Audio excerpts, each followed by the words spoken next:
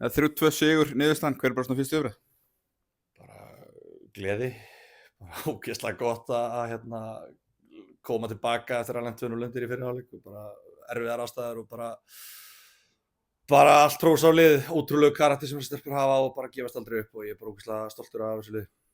Eins og segir, lendið þarna 2-0 undir og færi 2-0 undir í hálfleik. Veistu svona, hvað svona finnst þið gerast í seinni hálfleik sem svona kemur ykkur inn í þetta? Það er svona 50 metra á sekundu breyting.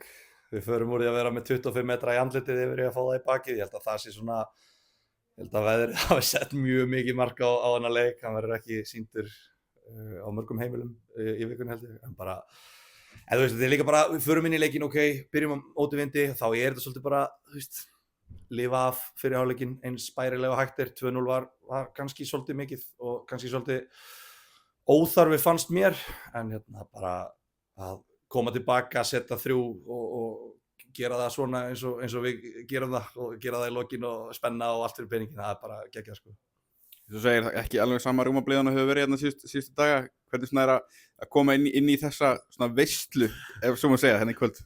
Þetta var, ég var að tala um þetta gangið fyrir leika, þetta er svona full mikið löðrungur sko, maður er boðinn tilbaka í raunveruleikann full harkalega sko, þetta var bara geggjað sko, maður er bara búinn að vera í golfi núna síðustu 3 daga og bara í sjól og stutturból og stuttbuxum og bara gleði sko, svo kemur maður hingað og er bara söffera í 90 mínútur bara andlega og líkamlega, en bara ógeðslega gott að þetta var þessi virðið allavega, við förum heim í 3 stig og bara enn ein góða frammistaðan, við erum bara búin að binda saman núna 4 bara stöðuga leiki þar sem við erum bara að gera vel sko, ég er bara mjög ánægður með þann stað sem við erum á. Svona, hvað áherslubreytingar varstu með svona í fyrir seinni hálfleikinn? Varstu með eitthvað fyrirmæli að skjóta kannski á markið og vona það besta eða?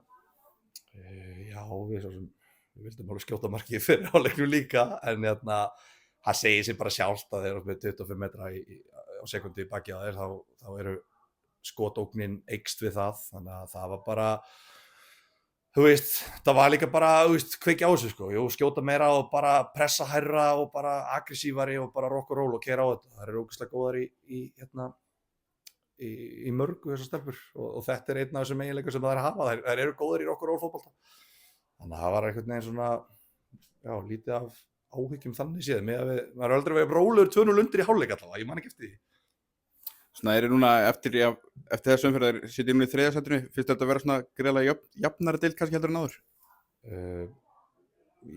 Já, hún var náttúrulega mjög jöfn í fyrra og bara frábær deild í fyrra, örugglega besta lengjudeild í sögunni í fyrra, þannig að hún er klárlega jöfn, þetta eru ógeðslega sterk lið í þessari deild sko, þetta er bara, það er svo gaman að sjá þessa deild styrkja svona mikið á stuttum tíma að mínum mati. Mér finnst hún orðið miklu sterkari heldur en hún var kannski fyrir 5-10 árum. Þannig að þetta er bara pakki og við erum bara þarna einhvers staðar í pakkanum, pælum ekkert í því svo sem hvar í töflunni eða hvað við erum með mörg stig eða eitthvað svoleiðis. Þannig að en hver einasti leikur er alveg ógeðslega erfiður og öll þessi lið í þessari deild eru með fullt af bara stórhættulegum leikmönnum og bara vel þjálfuð og bara góð umgjörð. Þannig að þetta er geggjum deild, ógeðslega gaman að taka þátt í henni.